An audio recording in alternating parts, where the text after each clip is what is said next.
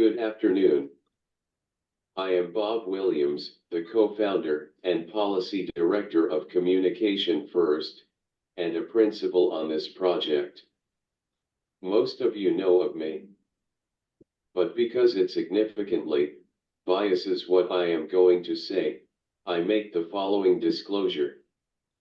I am a 60-something-year-old, straight white man, with fairly significant cerebral palsy, who has simultaneously used multiple means of AAC, including mouth words, to make myself known throughout my life. I have and continue to experience ableism and speechism daily as others here do, but have always escaped the most hideous forms and consequences of it.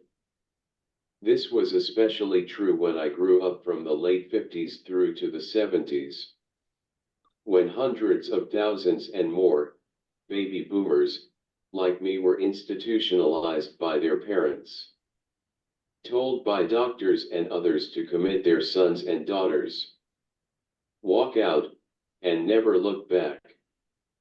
They were denied an education, silenced, and worse. This happened then, and despite the phenomenal strides we make in law, technology, and societally, these things are appallingly still the norm, not the exception. For me and others using AAC, disrupting and ending that vicious cycle is our life vocation. And peer support, broadly conceived, offers unmatched liberating tools and strategies for doing just that. It is not just touchy-feely. It is just not another 12-step program, as transformational as they can be. For folks like us, it can and must be justice-making. These are the prejudices, as well as the lived and professional experiences, that gnaw at me, driving all of what I believe, say, and do. This is particularly true concerning peer support. Patrick suggested I shared my thoughts on why, and to some extent, how people with significant disabilities, including those who need AAC, especially those who are denied it, must have peer support in order to thrive. And I want to do this through a series of vignettes and snapshots of my life. Preparing these remarks, I realized that one of the first and most formative chance encounters I had with peer support occurred when I was 6 or 7, and spent weekdays living, receiving therapy, and going to school, at what we called the Crippled Kids Hospital.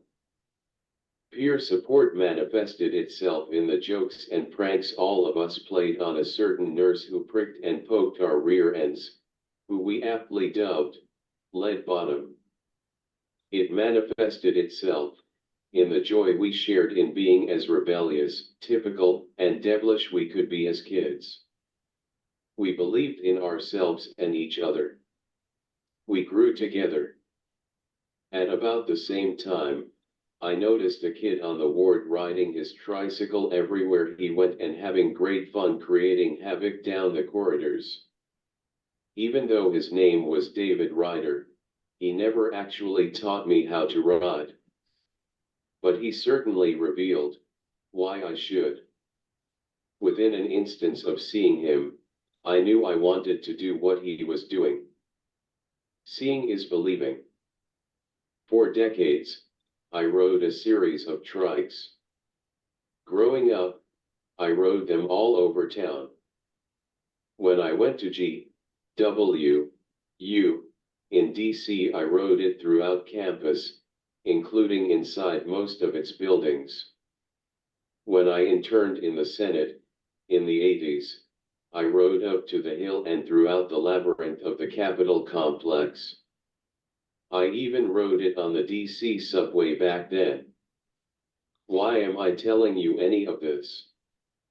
Well, I do not have any peer-reviewed research to validate it. But for me, this illustrates what a difference this one chance encounter with David Ryder and our friendship has and continues to make. It illustrates the power of suggestion and being open to learning what is possible together. It has afforded me enormous freedom, dignity, and reach. I can literally tell you the same story about why I first typed, was recognized as knowing how to read and write, became mainstream, got active in disability civil rights as a teenager, and practically everything I have done and will do in life. I have been privileged to have my family and other people without disabilities in my corner throughout my life and career. This said, those with significant disabilities, especially those using AAC and those denied it, are my one true compass. My source of power, knowledge, identity, community, and pride. Peer support is an umbrella term that can mean anything, and thus be meaningless and contrived. I believe the personal and collective agency it can and must create lies in what I have just struggled to describe. And